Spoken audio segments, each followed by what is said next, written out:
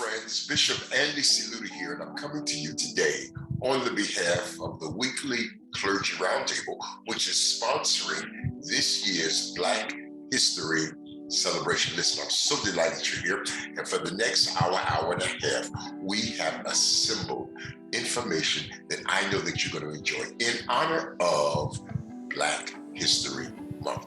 That's right. In 1925, Carter G. Woodson, observing the apparent absence of Black historical material in public school mediums and platforms, decided to respond by creating what was then Black History Week. Since then, it has expanded from Black History Week to Black History Month. This particular program continues that tradition and that legacy. And on the behalf of the clerics who are a part of the weekly Clergy Roundtable, we are delighted to bring to you this program. So I want to begin with James Weldon Johnson's Lift Every Voice and Sing, that has been adopted as the Black National Anthem, in part because the images that's included in this version of the song touches many of the segments of history that we want to include today. So here it is. Lift every voice and sing. Friends, this is your Black History Celebration, brought to you by the weekly Clergy Roundtable.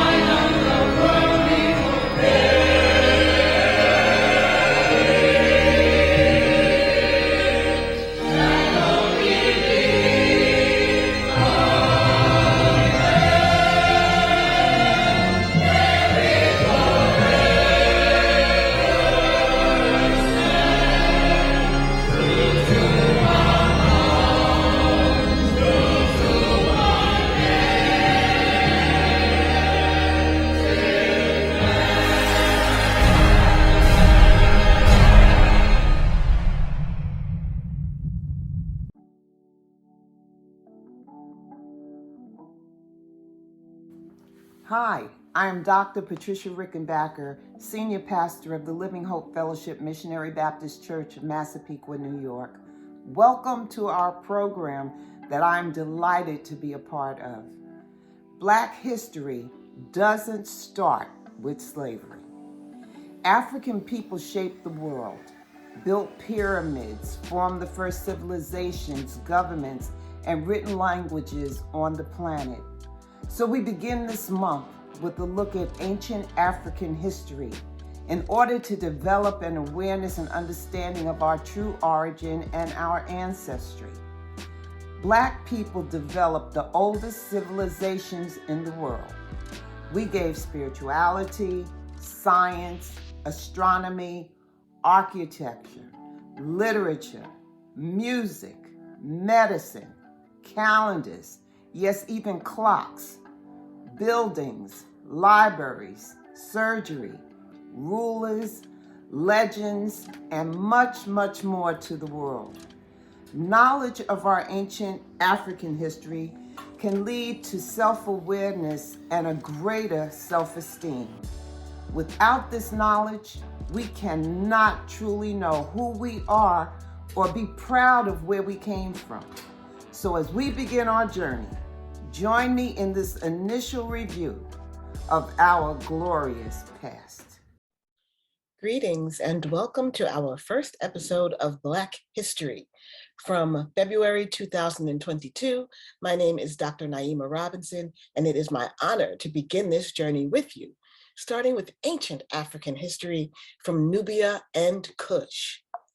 Why do we begin with Nubia and Kush? Well, I love to begin with Egypt and to talk about all of the advancements and the accomplishments of the ancient Nile Valley civilization.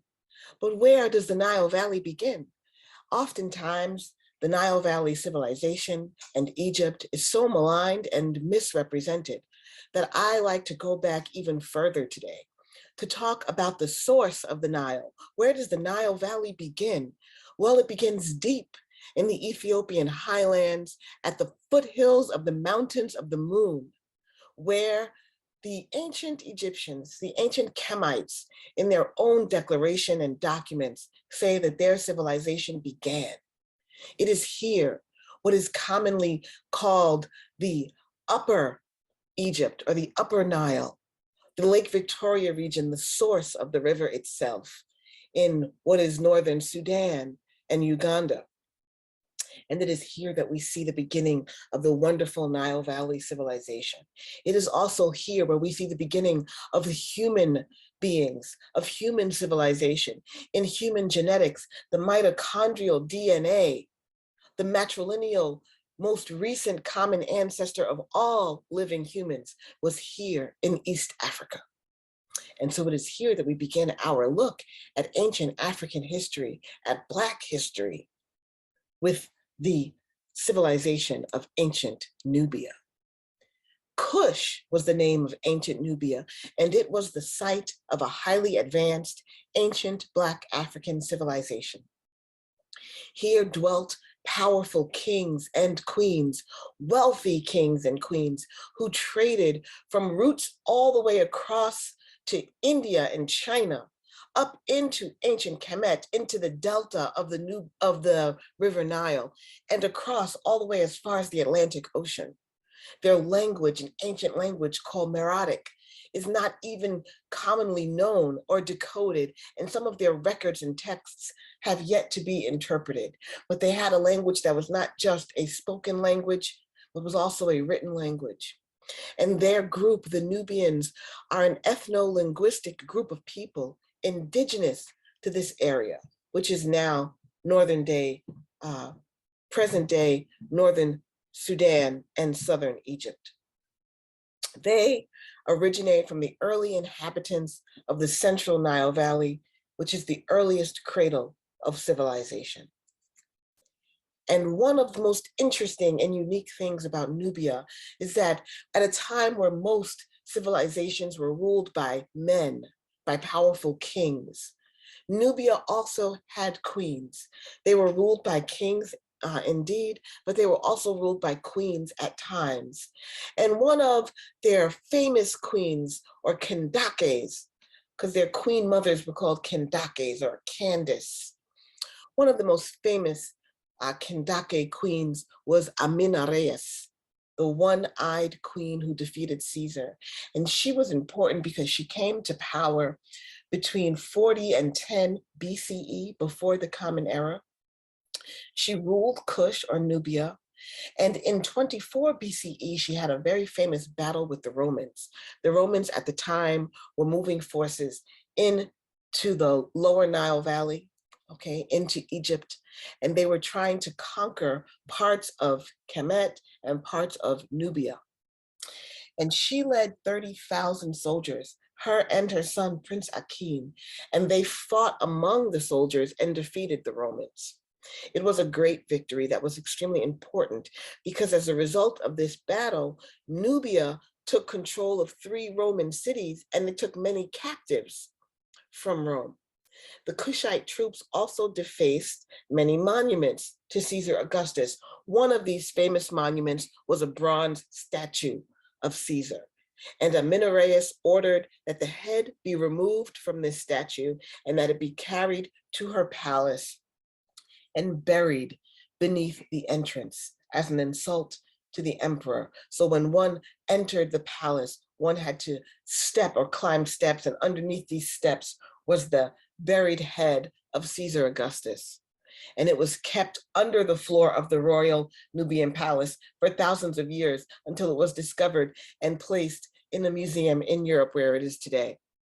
And this just shows how fierce and fearless these Kendake queens were, how fierce and fearless the Nubian, the Kush Empire was, and how they refused to submit to Rome, how they were certainly not subjugated or inferior to Rome, how they were the wealthy and powerful rulers of the time.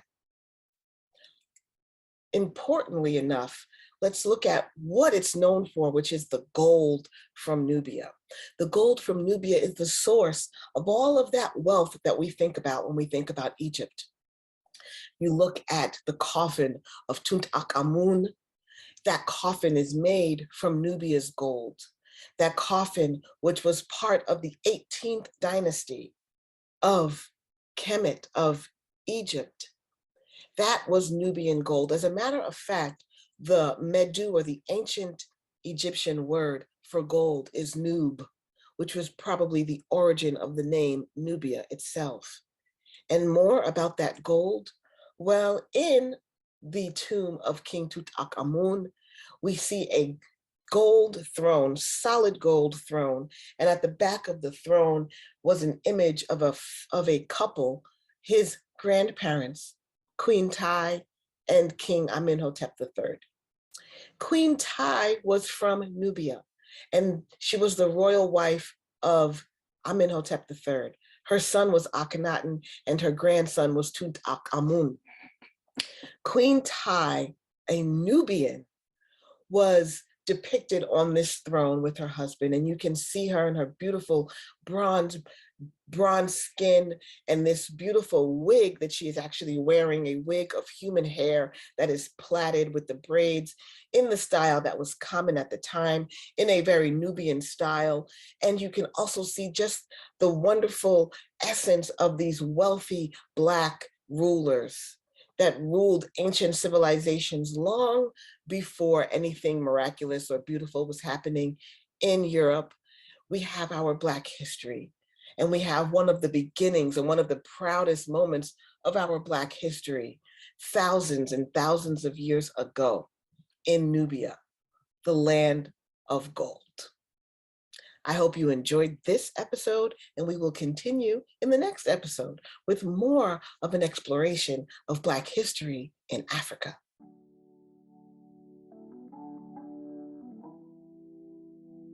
Hello, my name is Bishop Walter Woolley of the Prayer Tabernacle, Church of God in Christ in Amityville, New York. Africa is a land of great wealth, measured in gold and natural resources that are covered all over the world. For thousands of years, Africa has been a site of the wealthiest and the most sophisticated places on the planet Earth.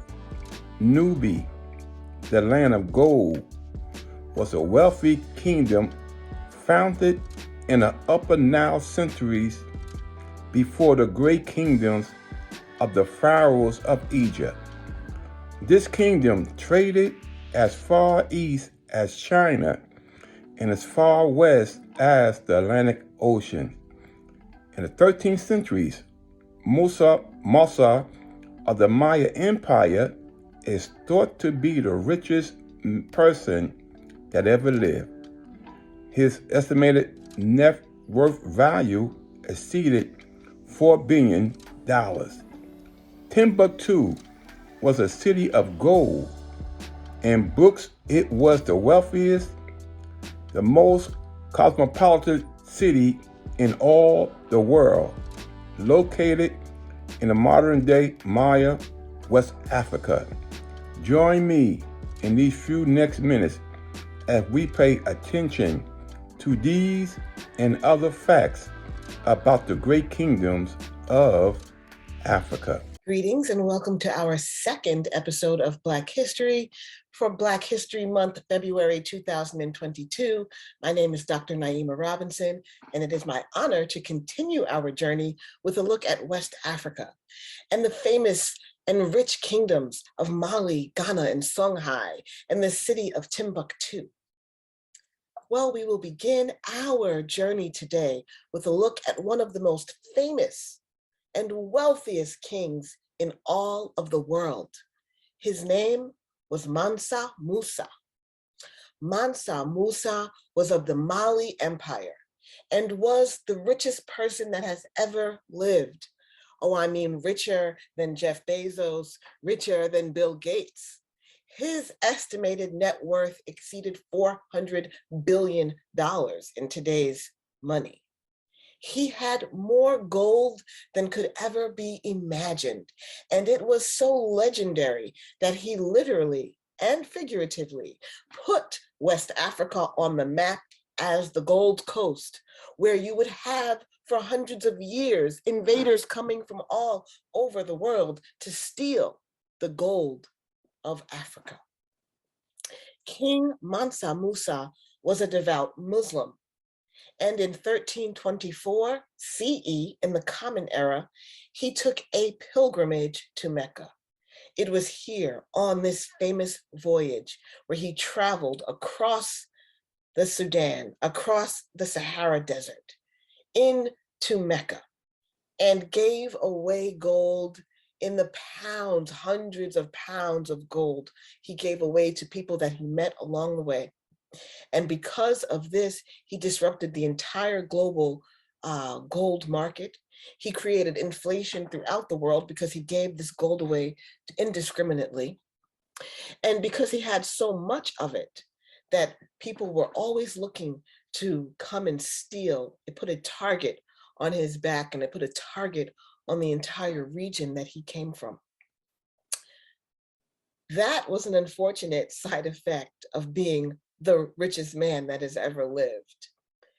But in his famous pilgrimage, he took 60,000 people with him. And these 60,000 people, he had servants that carried gold staffs. He had camels that were dressed in gold trappings. He carried cases and cases of gold bars that he gave away to people during his travels. There is not much known about Mansa Musa, except that this pilgrimage was famous worldwide and legendary. And also, he was not just a rich man, he was also a military leader, and a skilled military leader at that, where he led his army to capture 24 different cities and expand this area of Mali and Ghana, the empire. Also, throughout his empire, where eventually it fell, it was the longest lasting, greatest Black empire of the time, and it left an impression on the entire world. You can see one of the legacies of this empire is that in a world map, Mansa Musa is depicted here holding a gold orb, wearing a gold crown, carrying a gold scepter. He is representing the kingdom of gold, which was Mali. And in Mali was a famous city, a city you probably have heard of before, a city called Timbuktu. Timbuktu was a famous city, an ancient city, a city of gold and a city of books and learning. It was known for many things, its wealth and its cosmopolitanism. The city itself boasted a culturally rich nightlife with streets that were lit by lamps. And it was documented to be one of the safest and most beautiful cities in the world, rich in both culture and material goods. You could go there and get cloth, you could get books, you could get jewelry, you could get glass. It was one of the best, most desirable places to be in all of the world, Timbuktu, in the Empire of Mali. Also in Timbuktu, one of the world's first universities, the University of Sankore, was in Timbuktu. It was built in the 1100s CE in the 12th century, during a time that we commonly call the medieval time, because Europe was in the medieval times, the Middle Ages, the Dark Ages, as it were. And so the light of learning, the light of wisdom and knowledge was in Africa. At this time, it was in Timbuktu, in Mali. And it was with the Moors, who would also go into Spain at this time in the 12th century and remain there until the 15th century. But the doctors, the mathematicians, the judges, the priests, all came to study and to teach at Sankore.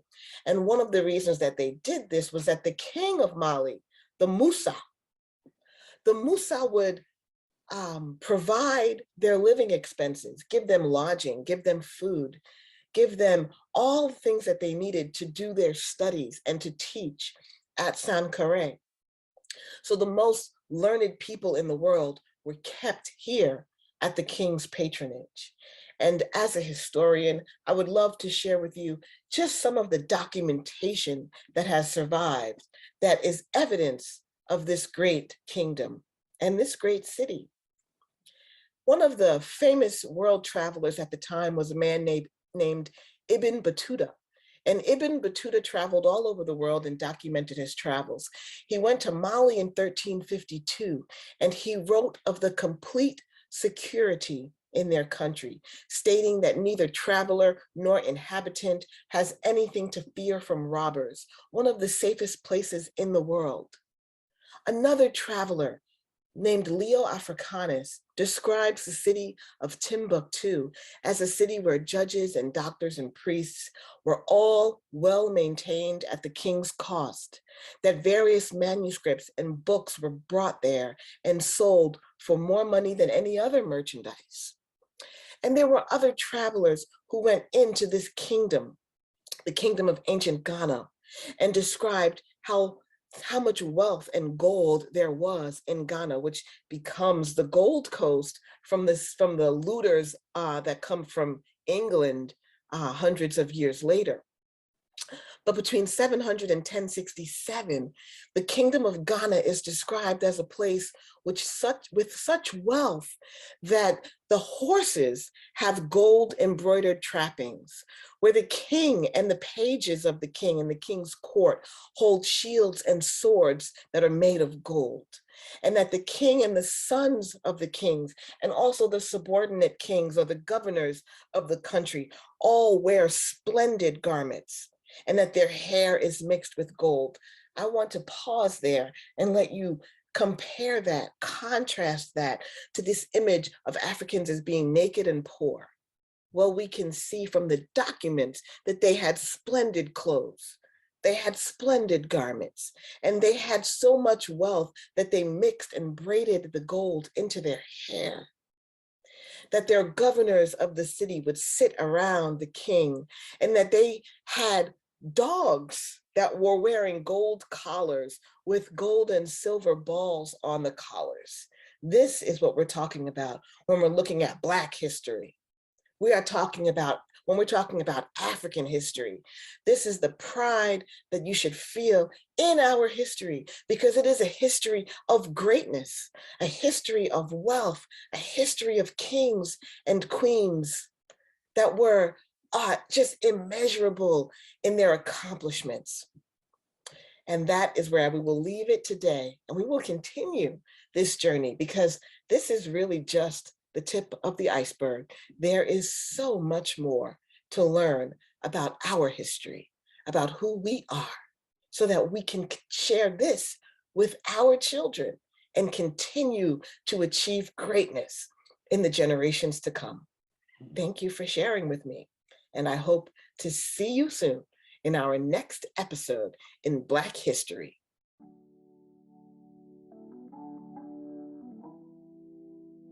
Hello, my name is Pastor Keith Hayward from Bethel African Methodist Episcopal Church, Copiague, here on Long Island. We are the oldest Black congregation in this part of the New York State. As a member of the AME tradition, I celebrate our founder, Bishop Richard Allen, who was an early leader in the abolitionist movement. Our people have a very rich history, full of proud achievements and great accomplishments. But it's also a history of pain and suffering. We have survived some horrific and violent attacks on our minds, our bodies, families, and our communities. From 1526 to 1864, 341 years, over 15 million kidnapped slaves were stolen from the shores of Africa and forced to migrate to the Americas. Only 10 million survived. Slavery was great sadness, sad time for our people. The slave trade impacted the entire world. It forever changed Africa, South America, North America, Europe, Asia, and millions of Africans endured the horrors of the Middle Passage. Join me as we reflect upon this pivotal time in our history and in our story. Greetings once again. My name is Dr. Naima Robinson, and I welcome you to this third segment of Black History Month, February 2022. This transatlantic slave trade. What happened between the connection between slavery and capitalism? Initially, it was the Portuguese who were central to the slave trade. And before the Spanish, the Portuguese had set up slave ports, starting in Cape Verde and going to South American colonies such as Brazil. But when Portugal was weakened, Spain monopolized the slave trade. And Spain had a system called the Asiento.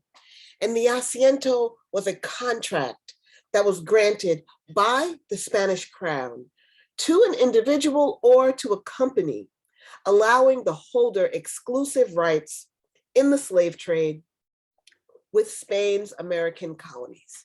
It constituted the principal legal means of supplying slaves to Spanish America.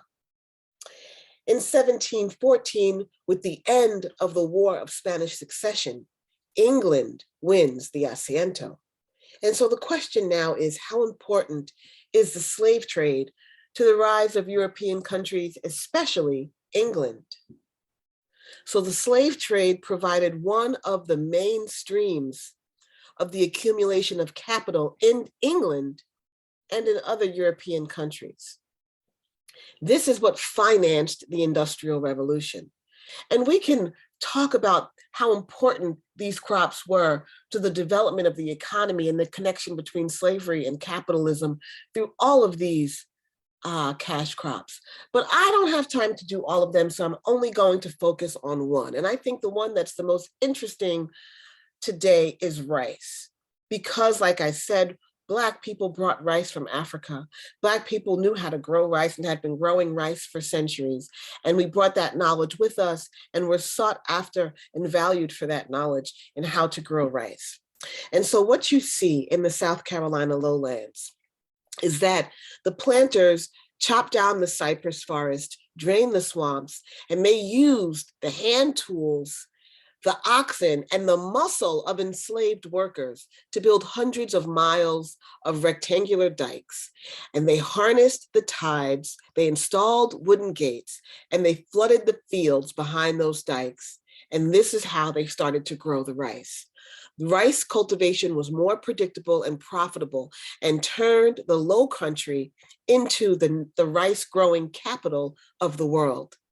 In just one plantation along the Cooper River, enslaved workers built 55 miles of dikes, moving earth equivalent to 3 Egyptian pyramids. In the mid-1800s, rice fields in the Low Country stretched like a quilt toward the horizon, and the scars can be seen from outer space. I think it is fascinating to see how Black people changed the landscape of this country and the economy of this country, that our labor not only moved more land than it took to build 3 pyramids in Egypt, but can be seen from outer space, just the labor, just the human labor, the effort and the work that we put in to just making this quilted, rectangled, swampy dikes that we use to grow rice in these rice plantations. And how this is really the beginning of the African-American experience here in the United States, starts in these South Carolina, in these Carolina lowlands, and these rice plantations where you still have those Gullah communities. We even have the Gullah language, where you see the beginning of the food such as gumbo, which is made from rice, and okra, which comes straight from Africa, and the shrimp that we'd had, and how we created our own cuisine even out of this experience, and how this is so quintessential to our American experience, this rice cultivation. I hope you enjoyed our segment today on slavery and capitalism, and we will continue and go even further. Thank you.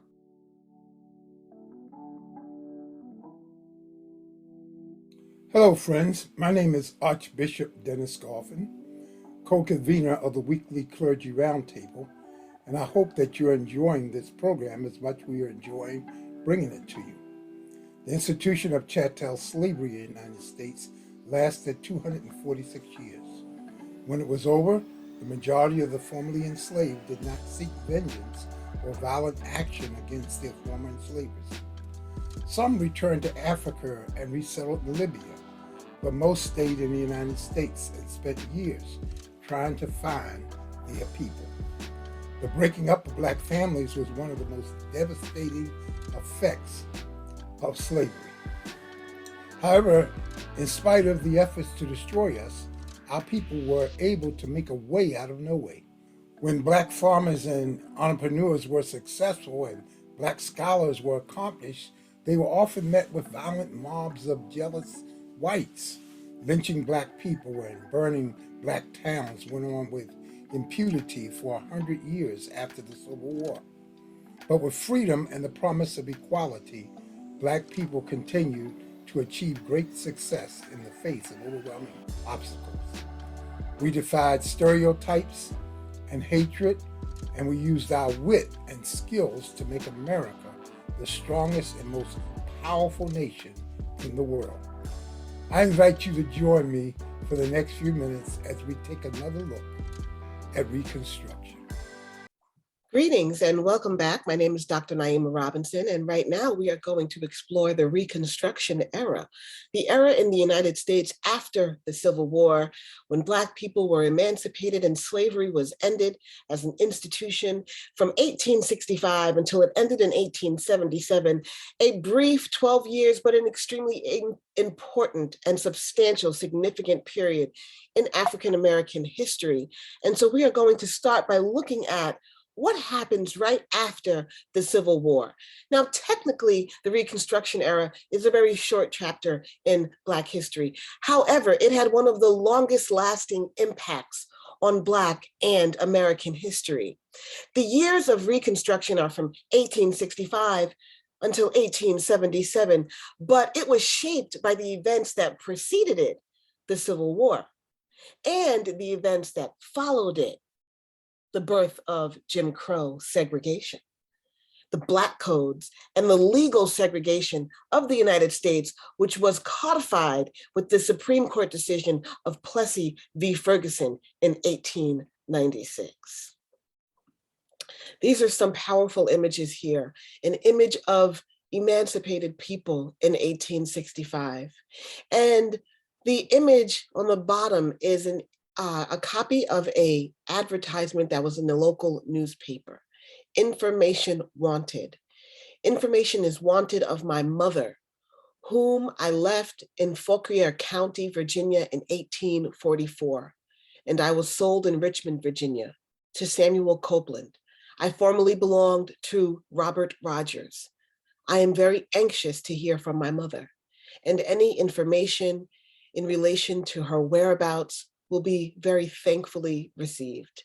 My mother's name was Betty and was sold by Colonel Briggs to James French. Any information by letter addressed to the Colored Tennessean, Box 1150, will be thankfully received, Thornton Copeland. I just think that this makes me so sad for all of the families that were broken up, and truly to understand the humanity of a son or a child separated from their mother, a motherless child, sold away, cold and heartlessly sold away and separated. And the effort to try and get any information at all, that this information was put in print in a newspaper for people who probably could not read, to try and see, and hopefully to send some more information through letter for people who may have not been literate. I mean, this is a desperate plea to just reunite families that were destroyed during slavery. And this gives me tremendous pause to just honor what we've been through. Well, what did we have to give us strength in this time? What we had was our churches. Churches provided strength to the community. David Blight, a famous historian, said the sheer power of religious faith in Black communities, bolstered now by experience, reinforced our African-American optimism. Well, one of the most important achievements at this time was the power of the vote. In 1865, at the end of the Civil War, Black men in America were given the right to vote for the first time, and it was perhaps the greatest accomplishment of the era. The successful election of several African Americans to the United States Congress. And as a result of the ratification of the 13th, 14th, and 15th Amendments to the Constitution of the United States, and the recent right of Black men to vote. At the end of the Civil War, the government of the Confederate States were turned into military districts presided over by the Freedmen's Bureau. And with Black majorities in Mississippi and South Carolina, several Blacks were sent to the United States Congress, Hiram Revels being the first. Aside from Black politicians being sent to Washington, D.C., the most lasting impact of the Reconstruction era was the establishment of historically Black colleges and universities. Blacks early on realized that their pursuit of freedom was tied to being educated. And as a result, many, if not most, current Black colleges were founded during the era of Reconstruction. Some of those schools that survive today include Alabama A&M, Alcorn State, Allen University, Benedict College, Atlanta University, Dillard University, Fisk University, Hampton University, Howard University, Morehouse College, Prairie View University, Shaw University, and many, many more. You have a period of time where racial segregation was not only legal, but codified and upheld by the United States Constitution with Plessy v. Ferguson at the end of the century. But this was the death knell of Reconstruction. The United States Supreme Court decision in 1896 that ruled the doctrine separate but equal was constitutional, and white Americans embracing this notion of separate of separation or legal separation, and never really living up to the promise of equal accommodations. Ironically, it was that failure to live up to the full application of the court's ruling that would be the foundation for the modern civil rights movement 100 years later. Well, that is the end of this segment, and we will move on to the exciting segment that comes next.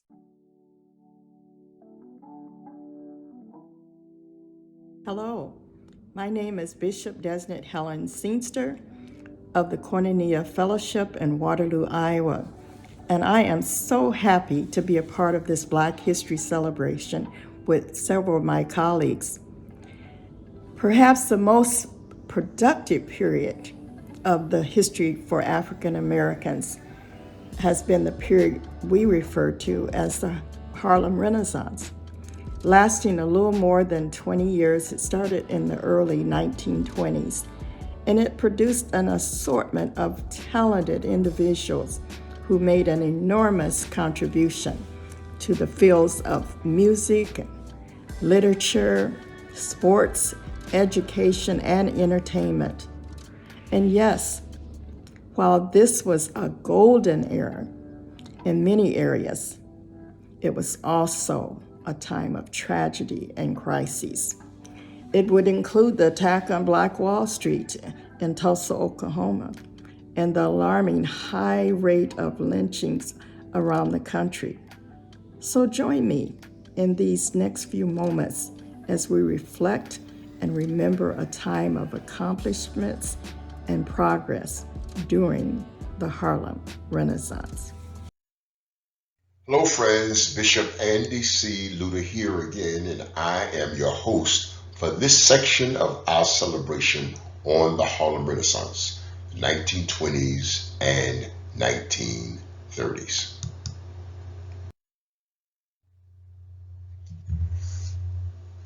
America exited World War I well on its way to becoming a global superpower. With its defeat of Germany, America was seen as the home of democracy and freedom. But on the heels of record lynchings, the release of the film The Birth of a Nation in 1915, and numerous race riots during the Red Summer of 1919, things were far from ideal on America's domestic home front. Against this backdrop came the Harlem Renaissance in the early 1920s. The Harlem Renaissance was an intellectual and cultural revival of African American music, dance, art, fashion, literature, theater, politics, and scholarship, centered in Harlem, which was a part of Manhattan in New York City, but that had expression in just about every major city where blacks were prominent. At the time, it was known as the New Negro Movement, named after the New Negro, a 1925 anthology edited by Alan Locke. Friends, it just so happens that this celebration of Black history that we're doing right now has its roots and origin during the Harlem Renaissance, when Carter G. Woodson launched its first observance in February of 1925.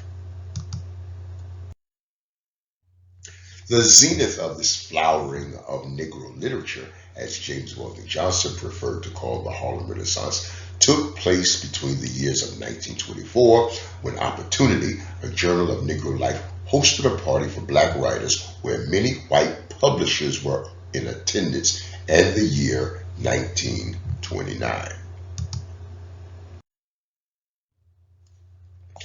The Harlem Renaissance is responsible for producing a number of literary giants whose works continue to have expression today. Some of those writers include Langston Hughes, Countee Cullen, Zora Neale Hurston, James Weldon Johnson, Richard Wright, Alan Locke, Paul, Lawrence Dunbar, and a host of others. Members of the Renaissance were the children and grandchildren of those who had been slaves and had come through Reconstruction, Jim Crow, and the relocation of Southern blacks to places like Harlem and other cities by the turn of the 20th century. In addition to literature, the Harlem Renaissance produced outstanding figures in the field of entertainment with the likes of Duke Ellington, Louis Armstrong, Eubie Blake, Noble Sissy, Jessie, Jelly Roll Morton, Fats Waller, and Ethel Waters. While presence on the big screen at the time was limited, the Harlem Renaissance also produced a Paul Robeson, Hattie McDaniels, Bill Robinson, and Lincoln Perry, perhaps better known as Step Infection. We've already discussed the black writers of this era, but it is also noteworthy that the Harlem Renaissance gave rise to a number of publications that captured black life and articles of encouragement for the black community. Many of the social justice organizations of the time produced periodicals, journals, newspapers, and magazines that included the New Negro, Crisis Magazine, Opportunity. Even though the Chicago Defender, Pittsburgh Courier, and Amsterdam News were founded at the turn of the century, 1905, 1907, and 1909 respectively, they all reached their zenith during the Harlem Renaissance. We cannot exit this period without a nod to the impact of the Harlem Renaissance on the faith community within the black community, like Adam Clayton Powell Sr. of the National Baptist denomination and Bishop Reverend E. Ransom of the African Methodist Episcopal tradition. In addition to exotic Christian personalities like Father Divine and Sweet Daddy Grace, this period also witnessed the rise of several non-Christian expressions like the Moorish Science Temple, the Nation of Islam, and the Black Hebrew Israelites. Well, thank you for your time. And this is again Andy C. Luter, and I look forward to the continuation of this celebration.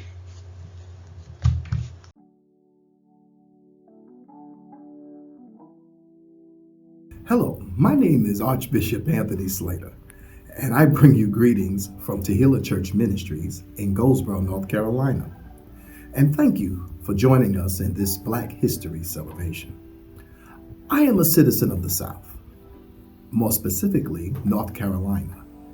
And while our people are found all over the United States, there was a time when the vast majority of Black people lived in the South.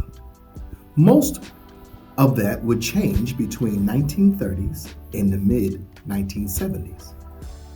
History refers it to the Great Migration, and it was a time when many of the members of the previous generation left the South in great numbers seeking a better life for themselves and their families.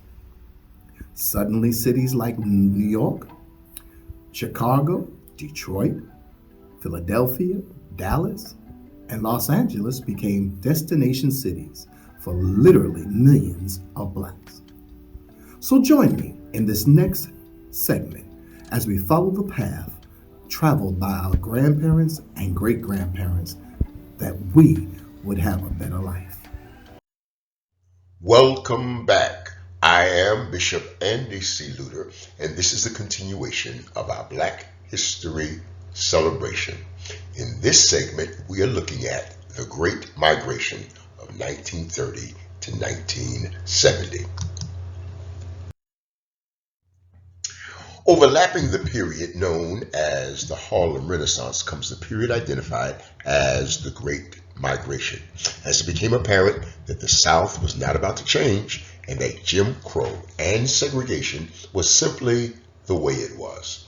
Literally millions of African Americans pulled up stakes and sought greener pastures in other parts of the country. It is estimated that as many as 6 million Blacks left the South and relocated around the country. Now, friends, the paths of the Great Migration branched into 3 distinct patterns, the first of which was the Northeast that included Washington, D.C., Philadelphia, Baltimore, Newark, New York, and Boston. The second path was to the Midwest and included Pittsburgh, Cleveland, Detroit, and Chicago, even Milwaukee. The last path was to the West and included, like the previous migration of several years earlier, Texas and California. The reasons for the migration was twofold, the first of which was to escape the harsh and brutal treatment of blacks due to Jim Crow and segregation. The second reason was to pursue greater economic opportunities and free themselves from sharecropping. Up until 1910, 90% of blacks lived in the South, with Louisiana, Mississippi, and South Carolina having the largest population of blacks. At the end of World War I, there was a marked decrease in European immigrants who were coming to America. As a result, the need for factory workers in the Midwest grew rapidly.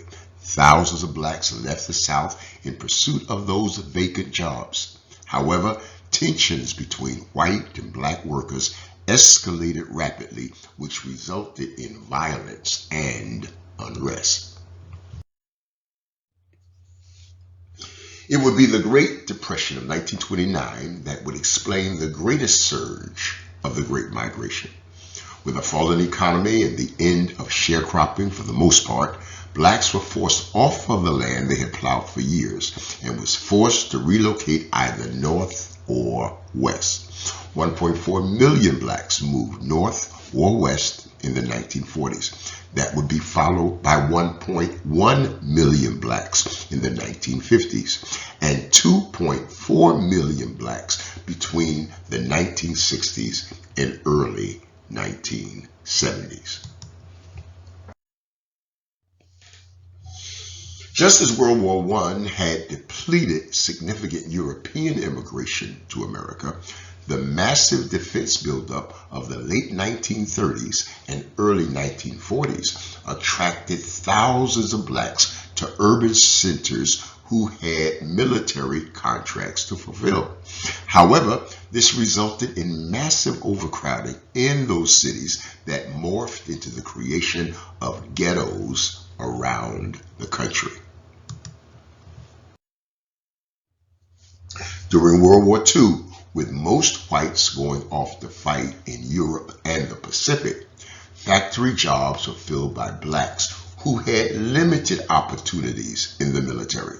However, it soon became apparent that many of the social ills that blacks sought to escape from in the South reared its head in the North. Redlining and subtle practices of segregation soon demonstrated that racism was as active in the North as it had been in the South.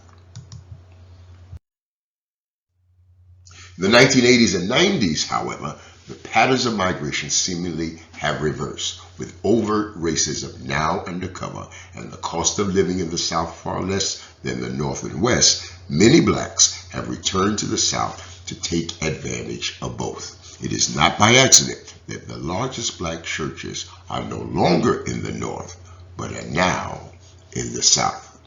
This completes this segment and chapter. We look forward to seeing you in our next segment.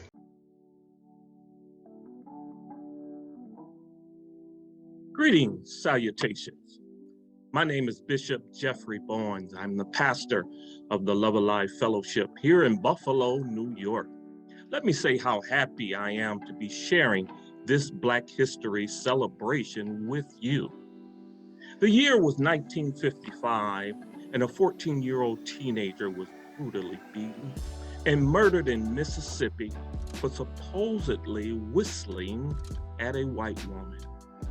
This would ignite what we now call the modern civil rights movement, starting in the mid-1950s with the likes of Mamie Till Mobley, Rosa Parks, Martin Luther King, Malcolm X, and so many others.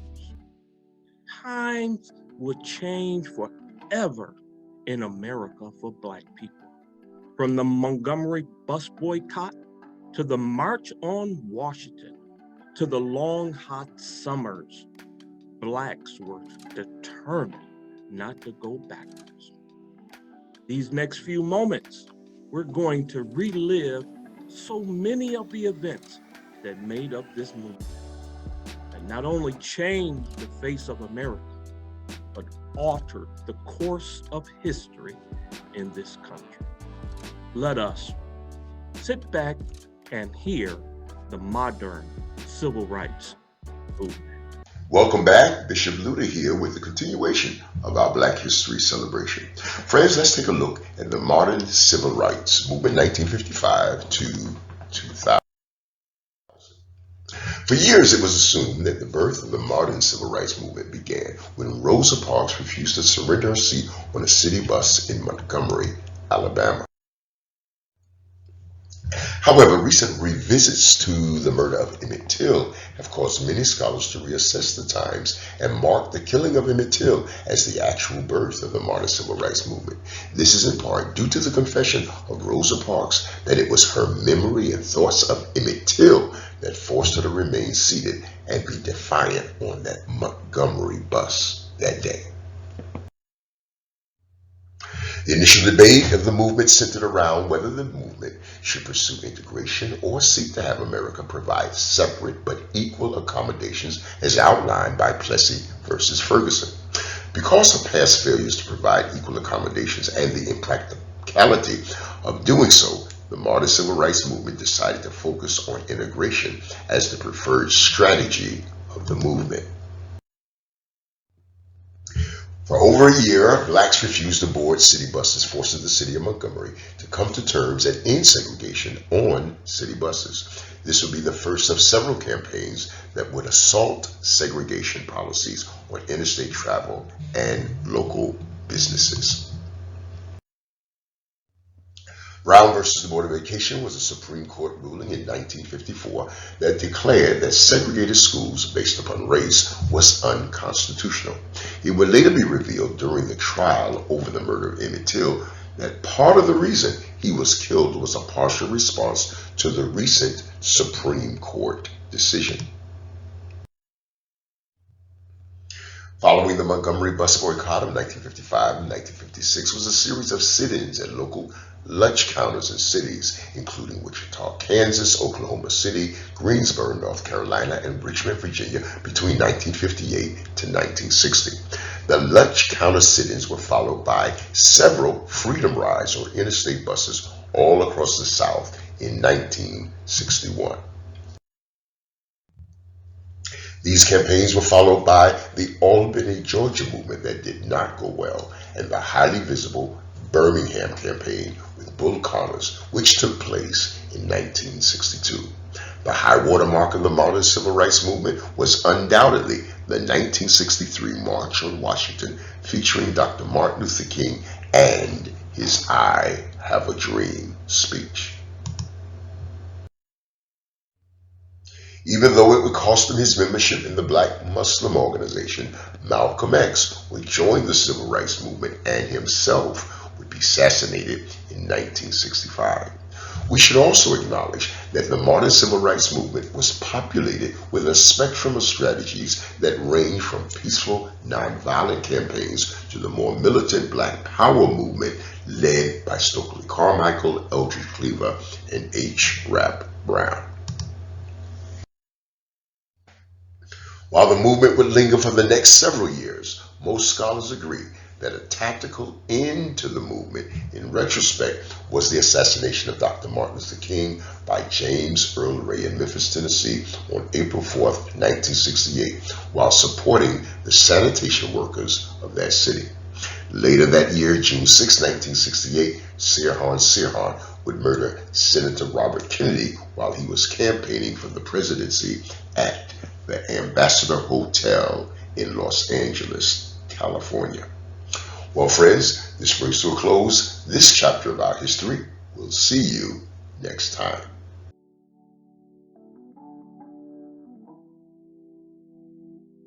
The election of Barack Obama. Hello and welcome to the final segment of this Black History celebration in the year of 2022. I am Pastor Diane Seaman of Good Samaritan Ministries in Center Reach, New York. On November 8th, 2008, America turned a page in its history when she elected the then Senator Barack Obama to serve as the first African American in the office of the President of the United States. From the zenith civilizations of ancient Africa to the occupant of the Oval Office, this election of Barack Obama was a crescendo and celebration that marked historic progress in this country.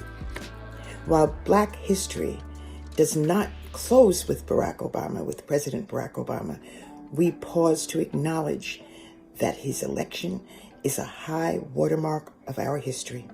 So, in this final episode, we recall our pride that night when he walked across the stage in Chicago, while at the same time remembering some of the more sobering events that have emerged since 2008, 14 years ago. Bishop Andy C. Luter and I want to welcome you to this final segment in our Black History celebration. Any number of events have transpired since the death of Dr. Martin Luther King, and at times it feels that history has been a blur since 1968. For a season, our history was marked by a series of firsts in a variety of fields and industries. Time does not permit us to list all, but they include entertainment, education, business, and sports. Frank Robinson was the first Black manager of a Major League Baseball team, the Cleveland Indians, in 1975. The first African-American to head an Episcopal diocese, John Melville Burgess. He was the diocesan bishop of Massachusetts. First African-American U.S. Navy master diver, Carl Brashear. First African-American woman mayor of a U.S. metropolitan city, Doris A. Davis, Compton, California. First African-American female astronaut, Dr. Mae Jemison. The first African-American woman elected to the U.S. Senate, Carol Moseley Braun, from the state of Illinois. This period would also include a number of tragedies, such as the Rodney King beating, Watergate, the Iran-Contra affair, and so many others. In both 2000 and 2004, the presidential election was razor thin, with the Supreme Court having to decide the election between George Bush and Vice President Gore. Since those elections, the items that claimed America's attention include the attack on the World Trade Center on September 11, 2001, and the Katrina storm that devastated the city of New Orleans in 2005. During the 2004 Democratic National Convention, a young and newly elected charismatic senator from Illinois took to the stage to deliver one of the most awe-inspiring speeches in recent years. And while few people could anticipate or predict how far that speech would go, it not only brought Barack attention to the general public, but also to the world. 4 years later, after having had the courage to vote against the war against Iraq, Senator Barack Obama announced that he would take the audacity of hope and run for the presidency of the United States. By doing so, Barack Obama followed in the footsteps of Mabel Chisholm, Jesse Jackson, and Al Sharpton. However, unlike those that preceded him, Barack Obama had crossover appeal and was not viewed as merely a Black candidate. In November of 2008, after having won the Democratic nomination against Senator Hillary Clinton, Barack Obama shocked the country and the world by winning the presidency of the United States against Senator John McCain. Many Blacks confessed that they never believed that they would see the election of a Black man as president of the United States during their lifetime. But on a cold day in January in 2009, thousands, myself included, traveled to Washington, D.C. to witness the inauguration of Barack Obama as the 44th President of the United States. Is anyone out there who still doubts that America is a place where all things are possible? who still wonders if the dream of our founders is alive in our time, who still questions the power of our democracy. Tonight is your answer.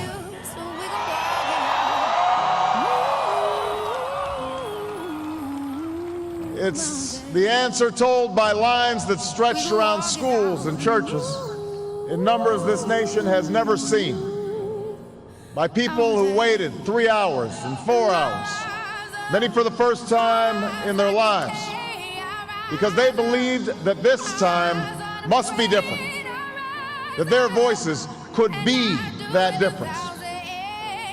It's the answer spoken by young and old, rich and poor, Democrat and Republican, black, white, Hispanic, Asian, Native American, gay, straight, disabled and not disabled, Americans who sent a message to the world that we have never been just a collection of individuals or a collection of red states and blue states. We are and always will be the United States of America. America, we have come so far. We have seen so much, but there's so much more to do. So tonight, let us ask ourselves, if our children should live to see the next century, if my daughters should be so lucky to live as long as Ann Nixon Cooper, what change will they see? What progress will we have made? This is our chance to answer that call. This is our moment. This is our time to put our people back to work and open doors of opportunity for our kids, to restore prosperity and promote the cause of peace, to reclaim the American dream and reaffirm that fundamental truth that out of many we are one, that while we breathe, we hope, and where we are met with cynicism and doubt and those who tell us that we can't, we will respond with that timeless creed that sums up the spirit of a people. Yes, we can. Thank you. God bless you. And may God bless the United States of America. Be yours, it will be yours. Oh, one day, when the war is won, we will be sure, we will be sure. Oh, glory, glory, glory, glory. Oh, glory, oh, glory, glory. If you're black and you're proud, hands up. If you wanna make a change, I'm my leader, stand up. Look, I'm tired of seeing my people on the news, texting my friends, hoping they're okay too. And yeah, we get that all lives matter, but I get to choose the color of my skin, so how does that matter? Your job is to serve and protect me, so where's the protection? Not only dying from racism and COVID infections. Can't get snacks like Trayvon, get some sleep like Rihanna. The more they kill us off, we're losing our mothers and fathers. Listen, we will enough be enough. I shouldn't be afraid that I'm next to go in handcuffs. Look, it's time to team up and stop the cruelty. My body's up and I see him walking towards me. Walking, yelling no justice, no peace. Kneeling, until my people reach equality. One day, when the glory comes, it'll be ours, it'll be ours. Oh, one day, when the war is won, we will be sure, we will be sure. Glory, glory, glory, glory, glory.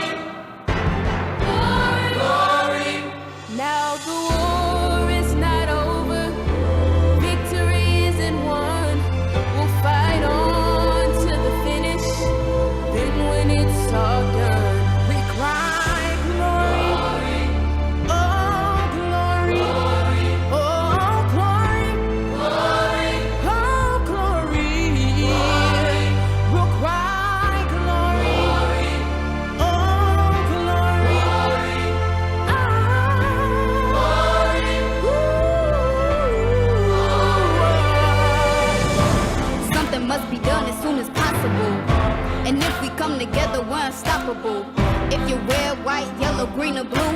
This isn't just our fight, nah, it's yours too. More than being enslaved like my ancestors. It's time that we expose the country's transgressions. We're the future, not the past. It's time to steal the present. Unity is what we're wishing for as a present. We doing Zoom calls, protests, rallies, and more. The bigger we are in numbers, yeah, we can even the score. The year is 2020. Let us make that clear. This the last generation they mess with fear. And when we get old, the stories will be on repeat. Fighting for our rights and mass and trying to keep 6 feet. With my hand in yours, we get our justice and peace. Fist up, it's time to come together on our own streets. One day, when the glory comes, it'll be ours, it'll be ours. One day, when the war is won, we'll be strong, we'll be strong. Glory,